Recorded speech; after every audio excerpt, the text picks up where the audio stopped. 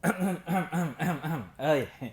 Tes 1 2 tes 1 2 3. Oke, balik lagi. Assalamualaikum warahmatullahi wabarakatuh. Bagaimana karya bahasa pos semoga sehat-sehat juga semua di. Ya, akhirnya hari ini hari Sabtu tanggal berapa ini ya? Tanggal 14 Mei 2022 bla bla bla. Hari ini hari Sabtu tanggal 14 Mei 2022 saya coba bikin konten lagi. Ini konten sharing untuk apa ya, memilih perangkat yang digunakan untuk live streaming. Jadi ini lebih ke arah harga minimalis ya, harga minimalis untuk merakit PC biar bisa live streaming. Nah, kalau harga laptop kan dia nggak bisa di custom apa semua. Kalau PC kan kita bisa custom, build up-nya itu bisa di custom. Kalau build up kan dia langsung sepaketan. Dan kita coba cari di Google ya, kita cari di Google. Jadi kita tidak lihat harga lokal atau harga apa, kita lihat langsung dari internet untuk wilayah shoppingnya. Tapi yang lebih saya tekankan di sini itu apa? Bukan dari merek, tapi spesifikasi minimalnya. Misal, tak kasih contoh kan, misalkan ada berapa part dalam sebuah PC. Ya kan ada berapa part, contoh prosesor, mainboard, grafik, VGA, memori, power supply dan lain-lain. Ada banyak. Nah, sekarang kita tinggal lihat eh, spesifikasi terendahnya saja, bukan untuk yang tertingginya, karena kalau tertingginya sampai 100 juta pun masih bisa, pasti masih masih ada di atas 100 juta masih ada. Nah, jadi kita cari spek terendahnya ya, supaya orang-orang yang punya niatan untuk membuat live streaming dia sudah bisa perkirakan budgetnya sebelum ke toko komputer itu. Nah, ini saya sekedar sharing ya. Oke, mungkin kita langsung masuk aja ya ke apa? Ke pencariannya. Biar kita langsung tak liatin spesifikasi minimal kayak bagaimana yang harusnya ada. Jadi sabar saya buat catatannya dulu. Yang pertama itu kan prosesor. Jadi kan beberapa step yang ada dalam PC itu ada beberapa komponen yang penting yang harus dibuat setupnya. Itu yang pertama prosesor, terus mainboard. Kenapa prosesor lebih dulu? Karena tidak semua tipikal mainboard itu bisa masuk di prosesornya. Nah, gitu. Terus memori, terus memori atau RAM ya. Karena di PC itu dikenalnya ada dua, ada RAM, ada ROM. Terus VGA, terus power supply. Kalau masalah casing mungkin bisa dimasukkan bisa tidak, karena casing itu mengikut dari kebutuhan. Semakin besar mainboard yang kita pakai, berarti casing yang dipakai juga semakin besar. Karena kalau kita pilih duluan casingnya, baru itu misalkan. Terus juga urutan casing itu nanti dilihat besaran VGA yang kita pakai, mau apa enggak. Jadi casing itu yang paling terakhir. PSU posisinya di mana. Kalau untuk hard disk, oh ya hard disk juga ya, kita pakai hard disk SSD. Mau SSD bisa, mau HDD juga bisa. Nanti kita lihat pertimbangannya apa ya. Oke, kita langsung masuk saja ke pertama. Sebelum itu kita buka di Google, kita buka browser untuk lihat, ya kan? Kita lihat browsernya. Eh, kita langsung cari harganya di situ. Nah, ini browser. Salah deng. Mana sih? Nah, ini. Oke. Kok kekecilan ya? Ini bukannya 920 kali 1080 ya? Oh ya sih. Dia kan punya di bawahnya, nggak full screen. Nah, ini sabar. Facecamnya tak buat naik, terus tak kecilkan. Oke, gini cukup ya. Nah, tak kecilkan dulu. Tak buka green screennya biar lebih asoy, asik. Nah, ya nanti dibesarkan lagi bisa. Nah, yang pertama, jadi kan ada berapa tadi? Yang pertama kita cari itu prosesor. Prosesor. Nah, prosesor yang sekarang yang minimal itu seharusnya tinggal Core i3 untuk dari seri Intel.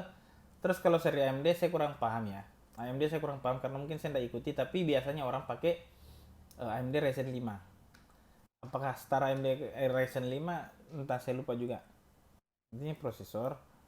Nah, minimal untuk PC sekarang itu Core i3. Nah, di Core i3 sendiri itu ada beberapa ya. Nah, Core i3 kalau misalnya kita cari generasi terbaru, itu biasanya cari di generasi dari 10, 11. Paling standar sih sekarang generasi 7. Kalau misalkan paling rendahnya kan. Cuman biasanya di tahun 2022 ini kalau orang udah ada sedikit kemampuan, biasanya dia cari seri di atas 10 generasinya. Tapi kalau misalkan kemampuannya pas-pasan itu minimal cari seri di bawah 10. Generasi 9, generasi 9 lah paling rendah. Nah, kalau misalnya kita cari, ya kan ini Gen 10 bawah Gen 10, kita cari di bawah Gen 10 ya, Gen 9 coba. Gen 9 itu kita lihat harganya.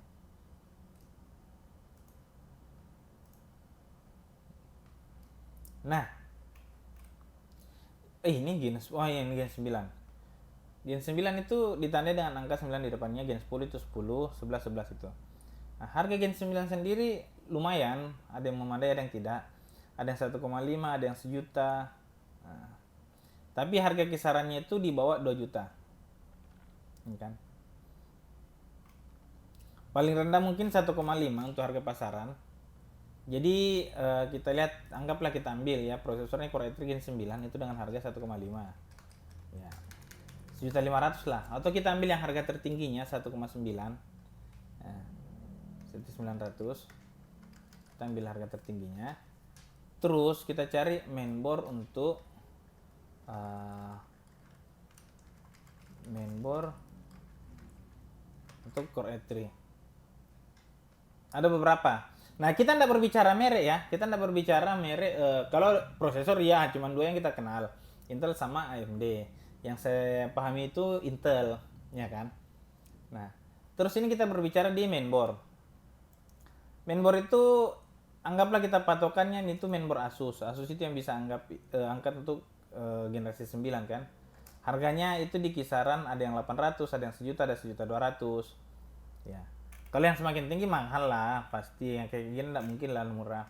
Anggaplah kita ambil yang di harga 1,2 ya, 1.200.000 atau maksimal di 1,4, 1.400.000. Nah, itu baru dua sih, wow, harganya. Untuk memori, memori yang cocok dengan mainboard itu kita bisa cari.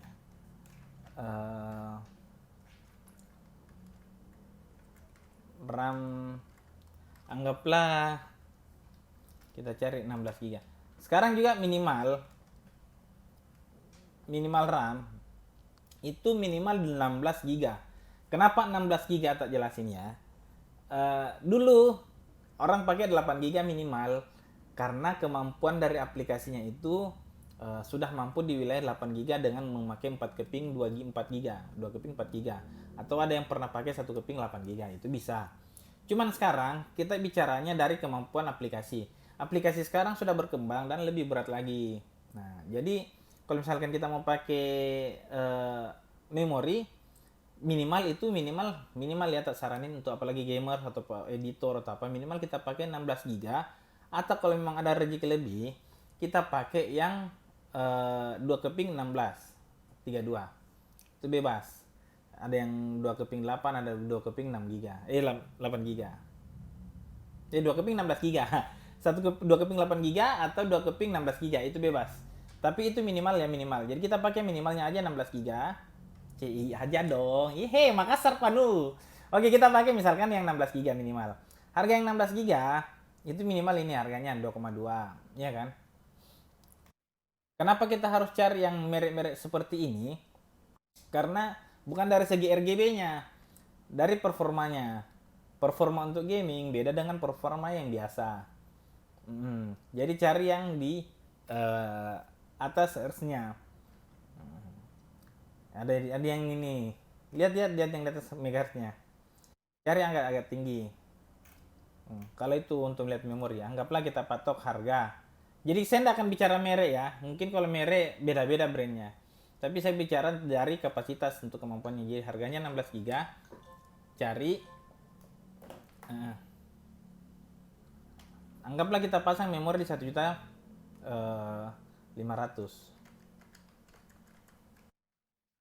ini VGA yang agak susah. Jadi memori udah, prosesor tadi harganya di 1.900.000 untuk Core i3, mainboardnya itu di harga 1.400.000, memori 1.500.000. Kenapa mahal? Ya karena memang mahal. Nah sekarang kita bicara VGA. Untuk seri Intel biasanya kita pakai VGA GTX 1050.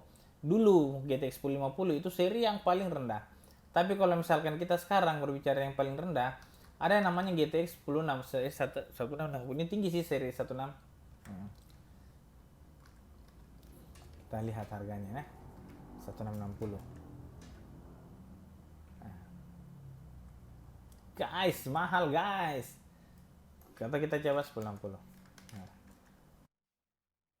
Nah, ini tipe saya pakai GTX 1050 Ti masih worth it sampai sekarang. Alhamdulillah normal, cuman kalau dari segi kemampuan dengan 1060 itu beda tipis sekali harganya, tapi kemampuannya beda, agak lumayan beda. Jadi kalau misalkan mau cari VGA, tak saranin kalau misalkan bisa dapat GTX 1060. Kalau saya sih pakainya GTX 1050 Ti dari seri Asus. Nah, kalau saya. Cuman kalau saya sarankan kita pakainya hitungnya di minimal kan. Kita pakainya di 1060 Ti. VGA itu harganya 4 jutaan kalau saya tidak salah. Nah, biar ndak nanggung kita pakai patokan harga di 4 sampai 6 juta. Nah, karena harga VGA sekarang juga aneh-aneh. Kita pasang di harga 6 juta ya. Terus udah kan tadi kita pakai PSU itu minimal yang 500 watt. Cuman kalau dari segi speknya tadi itu masih ngangkat di 500, atau kita amannya kita pakai 700 ya, 700 watt. Ini kita cari yang aman. Nah, harga PSU itu sejutaan seingatku. Paling murah itu di 800, paling mahal itu di sejutaan, nggak sampai 2 juta juga harganya PSU. Untuk yang standar ya. Jadi kita misalkan pakai harga ini 1.600.000. Kita pakai harga di 1.600.000 ya PSU. Oke. Berarti sudah tadi ya prosesor, sudah mobo, mainboard, sudah memori, sudah VGA, sudah power supply. Sekarang kita di hard disk atau di penyimpanan. Penyimpanan itu kan ada SSD, ada HDD. SSD apa, HDD apa ya? Silahkan di googling apa bedanya. Tapi saya sarankan untuk wilayah sistem kita pakai SSD. Kalaupun memang bisa menyimpan di hard disk yang beda, nah ya usahakan tak saranin beli hard disk yang berbeda. Satu untuk sistem, satu untuk data. Sistem itu untuk file C ya. Setahu sih toko komputer sudah tahu. Nah, jangan digabung datanya sama untuk file aplikasinya. Jadi belinya 2 SSD kalau bisa, atau enggak 1 SSD 1 HDD. SSD standarnya untuk sekarang kita pakai untuk sistemnya itu 128, ya kan? SSD 128 untuk sistem guys ya, untuk sistem itu untuk sistem operasimu. SSD sistem banyak lah. Harga SSD juga sampai 400-500 untuk sistem 128. Itu misalkan 400.000 plus. Kalau misalkan kita mau pakai hard disk data, saya sarankan sekarang itu minimal 1 terabyte. Minimal 1 tera. Kalau bisa dapat 2 tera, ya bolehlah 2 tera. Kita pakai 2 tera. Nah. Harga 2 tera sekarang lumayan, sejutaan. Dulu masih mahal, Pak. Anggaplah kita pasang harga di 1.500.000. Buset, mahal kali nih SSD, Pak, 23 juta. Ngeri.